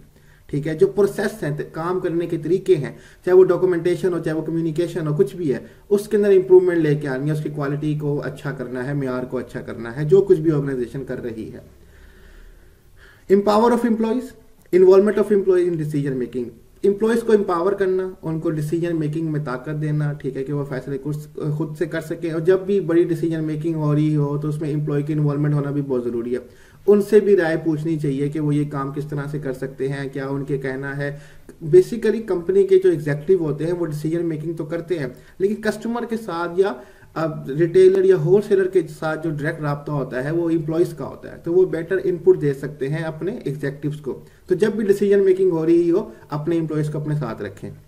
परफॉर्मेंस मेजरमेंट, कारकर्दगी की पैमाइश हमेशा होनी चाहिए। ठीक है, कारकर्दगी को हमेशा जांचना चाहिए, किसकी बेहतर हो रही है, किसकी बेहतर नहीं हो रही, क्योंकि हमें कंटिन्यूअस इंप्रूवमेंट लेके आनी है। तो कंटिन्यूअस जो आपकी परफॉर्मेंस होगी वो मेजरमेंट होगी, ताकि हम चेक कर सके कितना बेहतर काम चल रहा है, कितना बेहतर काम नहीं चल रहा। तो हम कंटिन्यूअस इंप्रूवमेंट प्रोग्राम को यहीं तक बस ब्रीफली देखना था। यहीं पे हमारे लेक्चर का एंड होता है। स्लाइड्स का लिंक मैं डिस्क्रिप्शन में दे दूंगा, आप वहां से डाउनलोड कर सकते हैं, और कोई भी क्वेश्चन टॉपिक से रिलेटेड हो आप हमसे पूछ सकते हैं। अपना ख्याल रखिएगा। खुदा हाफिज।